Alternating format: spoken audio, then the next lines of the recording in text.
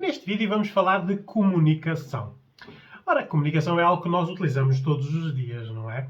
Parece uma coisa simples, não é? Eu falo, alguém ouve, e nós damos isto como uma comunicação eficaz. Mas cada vez mais nós vemos que não é assim. Cada vez mais as pessoas entendem-se menos, não é?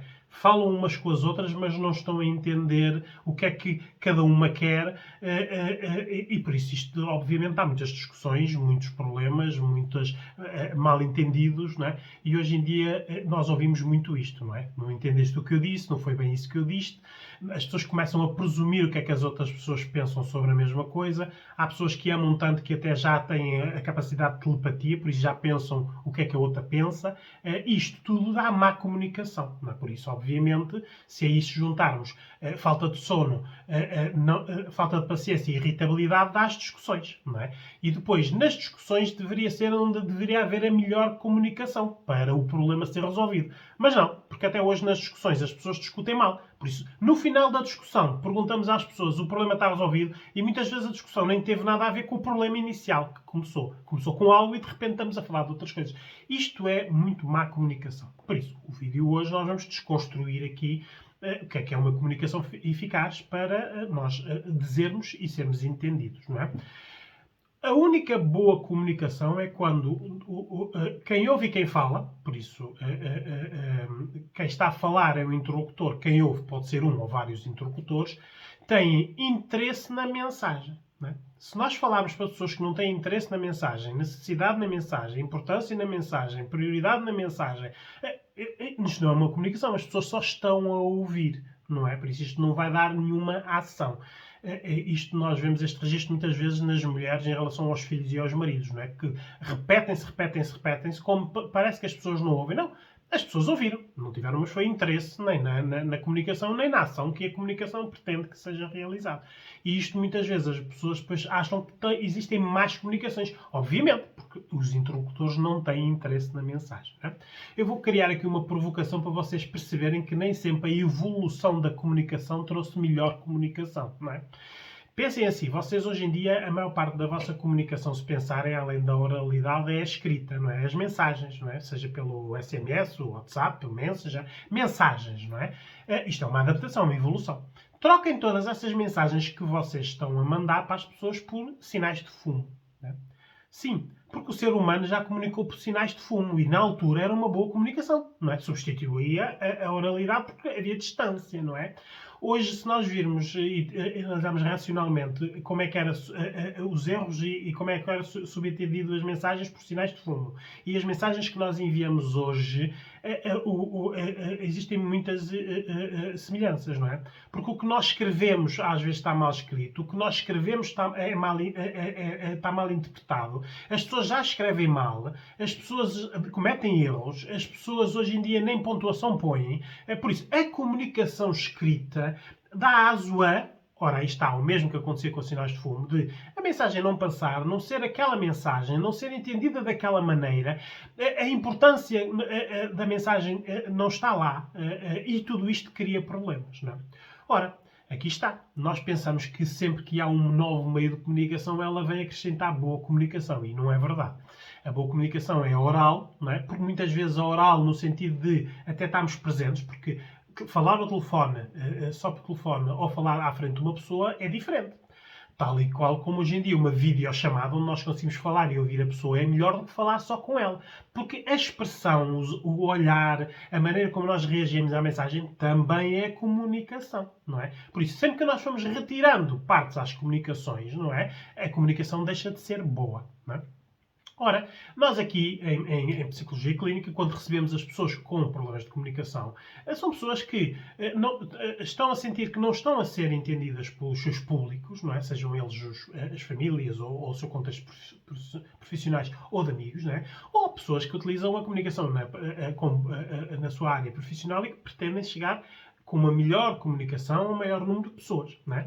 Políticos, artistas, pessoas que lidam com a comunicação pura e dura, não é? É necessário estas pessoas terem a noção de que estão a comunicar bem e a ser bem recebidos em termos de comunicação. Muitas vezes pedem ajuda para melhorar, para evoluir, para avaliar o seu grau de comunicação e melhorar, não é? É necessário nós sabermos que a psicologia clínica estuda o processo da comunicação. Por isso, não é o que é dito, como é que é entendido, como é que cada pessoa entende, não é? Por isso, o que é que nós fazemos aqui em psicologia clínica? Avaliamos os modos de comunicação, como é que as pessoas comunicam, não é? Se é por escrito, se é oral, se é pela televisão, se é pelos jornais, não é? Pelas redes sociais. O modo de comunicação, cada um tem uma comunicação eficaz, não é? Nivelamos as comunicações. Nós não podemos falar igual para toda a gente. Aliás, mensagens muito generalistas muitas vezes não são percebidas, não é? Premeditamos conteúdos, não é? Pessoas que utilizem a comunicação como sendo importante no seu dia-a-dia, seja ela qual for, querem que têm que premeditar conteúdos. Eu, se quero que uma mensagem passe, tenho que pensar a mensagem, não é? É aquilo que eu sinto, é aquilo que eu quero, é aquilo que eu pretendo que a outra pessoa ouça, não é? Por isso, premeditar é muito importante. Analisar o histórico de comunicação destas pessoas. Esta pessoa sempre teve boa comunicação ou é um problema de agora, não é? E muitas vezes chegamos à conclusão de que a pessoa há muito tempo que tem uma má comunicação ou não consegue fazer-se entender, não é? E depois ensinamos as prioridades da comunicação, obviamente, e a definir os interlocutores, porque os interlocutores também são importantes, não é? É importante nós vermos que a mensagem em si não é só eu falar e alguém a ouvir, não é? Porque se eu falar e 10 pessoas ouvirem, as 10 pessoas vão dar 10 interpretações ao que eu estou a dizer. Porque cada pessoa tem as suas vivências e cada pessoa pensa o que ouve de determinada maneira. Ora, vamos desconstruir aqui um bocadinho a comunicação para vocês verem como é que a comunicação tem várias etapas e por isso é que ela falha tanto, não é? O tempo. Não é? É preciso nós vermos que uma mensagem que tenha tempo para ser comunicada é mais eficaz do que uma mensagem que tem pouco tempo a ser comunicada. Por isso, como eu estava a dizer, as mensagens hoje em dia em que nós mandamos uma mensagem e achamos que já comunicamos algo, não comunicamos. Não é? Enviamos uma mensagem. A mensagem tem que ser recebida, a mensagem tem que ser interpretada, analisada e respondida. Só aí é que há uma comunicação. Senão, nós estamos só a falar e ninguém nos ouve. Ora, aí está. Algo que hoje em dia também ouvimos muito aqui nas consultas. Não é? Eu falo, ninguém me ouve. Não é? Isto parece aquela frase do humor dos gatos fedorentos há uns anos atrás. Não é? As pessoas muitas vezes ouvem, mas aquilo não lhes interessa e por isso não há uma comunicação. Por isso, o tempo é muito importante. Para haver uma comunicação é preciso haver tempo para a comunicação. O conteúdo. O conteúdo é muito importante. É um conteúdo que foi pensado? É um conteúdo que me surgiu de repente? Ou é um conteúdo premeditado? Isto é importante, porque tudo um conteúdo pensado é aquilo que eu sinto, que eu penso e que eu quero transmitir. Muitas vezes até quero influenciar, ensinar, não é? Isto hoje em dia é muito importante. Aos conteúdos que de repente, não é? Eu digo, ou que invento, ou que copio, e por isso é que dá as tais más comunicações que se chamam fake news, as notícias falsas, não é? Que são coisas erradas que são ditas, que as pessoas ouvem e que repetem. Por isso, na prática, estão a repetir como sendo certo uma coisa errada, não é? Hoje em dia temos nas redes sociais um crescimento de pessoas influentes, que são os influencers e os youtubers, não é? E antes havia os bloggers, e é importante nós vermos as comunicações que estas pessoas passam, não é? Para já, também temos que ver as idades que estas pessoas têm, porque muitas vezes a idade tem a ver com a qualidade da comunicação.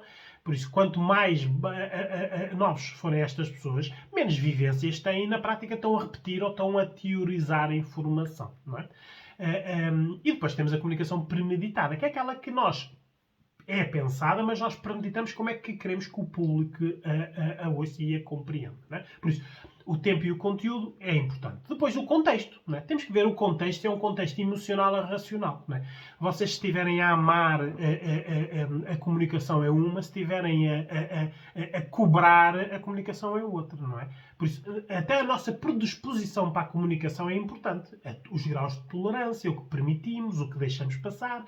E depois, na cobrança, o que nós queremos justificar, os porquês e queremos analisar a informação à lupa. Por isso, o contexto também é importante. Não é? As idades, não é? As diferenças de idades dá diferença. Para já há diferença de interesses e por isso, como é lógico, as mensagens não são comunicadas com a mesma eficácia. Não é? A forma, como eu já falei, a escrita, a verbal, a audiovisual, que nos chega através das redes sociais em forma de repetição, não é? É por isso, também é bom nós sabermos que a forma também é importante, não é? O modo, não é? Como é que nós estamos a declinar esta informação? O que é que eu pretendo com a informação? É só informar? Quero informar e ensinar? Quero informar, ensinar e quero ter feedback do que as pessoas entenderam?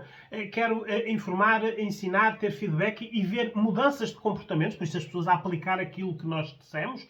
Porque isto é a diferença entre nós dizermos, olha, vai pôr a mesa. Alguém ouviu esta mensagem. Por isso, a importância que nós temos aqui é, vemos a pessoa a deixar de fazer o que está a fazer para ir a pôr a mesa?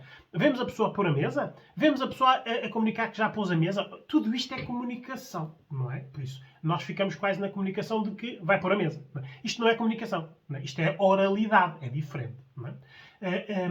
A mensagem, para ser eficaz, tem que haver interesse mútuo das pessoas, neste caso os interlocutores que estão a falar e ouvir. Tem que haver uma necessidade mútua, obviamente. Tem que ser criada uma atenção e um foco. Não é? Por isso é que, quando nós queremos transmitir alguma coisa importante, nós, ora, aí está, criamos tempo e contexto. Não é? Um pedido de casamento não é feito a correr. Uma informação sobre um desconto não é feita a correr. Uma informação sobre uma doença, uma urgência, algo que aconteceu e que é grave, não é feito, tem que ter um contexto. Por isso, nós temos que ter atenção de que temos que criar focos e atenção sobre a mensagem. Né? E depois o grau de importância. Né? A importância para mim da mensagem e a importância para os outros da mensagem. Porque, olha, por exemplo, a política, não é? Quem está a debitar acha que aquilo é muito importante e o povo olha, ouve aquilo e não dá importância a absolutamente nenhuma. Por isso, a comunicação não é só nós dizermos algo, não é? Tem que haver algo, esse algo tem que produzir alguma coisa, não é? O timing também é muito importante. E agora esta é a regra que, se vocês depois de acabarem de ver o vídeo, apliquem na vossa vida. O timing. Todos os processos de comunicação têm inícios, meios e fins. Né? Seja micro ou macro. Né? Qual é a diferença do micro e do macro? O micro é aquilo que nós podemos controlar, o macro é aquilo que nós não dominamos. Por isso, onde é que há os inícios, meios e fins? Olha, vou-vos pôr aqui, por exemplo, vou dar o exemplo de uma relação. Nos inícios das relações há sempre foco e atenção, porque estamos na conquista, por isso a comunicação geralmente é boa, não é? No meio da relação já entramos nas rotinas, nos processos de automatização. A comunicação já não é muito boa. No fim das relações, como nós estamos na cobrança, por isso aqui já existe a emocionalidade, a comunicação nós queremos que ela seja boa, mas ela não é porque não tem respostas, não é? Por isso é que nós ficamos muito com os porquês. Mas nós não deixamos passar nada. Aqui já estamos muito micro, não é? Por isso, como vocês veem, há inícios, meios e fins. Eu, quando quero mandar uma mensagem para alguém, tenho que também ver se nós, na relação, não é? Estamos no início, os meios e fins. Pode ser uma relação amorosa, uma relação profissional, não é? Todos os processos têm inícios, meios e fins. Se vocês mandarem os vossos filhos estudar, não é? Há um início que é nós mandarmos, o meio que é ele estudar e o fim é ele concluir o estudo, não é? Temos que avaliar e aferir estes processos, porque senão a comunicação não existe. Vai estudar e de repente nós vamos lá e ninguém estudou, não é? A comunicação, nós ficamos a entender que comunicamos, mas não houve comunicação, não é? Porque, ora, aí está, não havia nem necessidade dos miúdos estudarem ou interesse, não é? Nós, no dia-a-dia, estamos com muita má comunicação, principalmente até mesmo intergeracional, não é?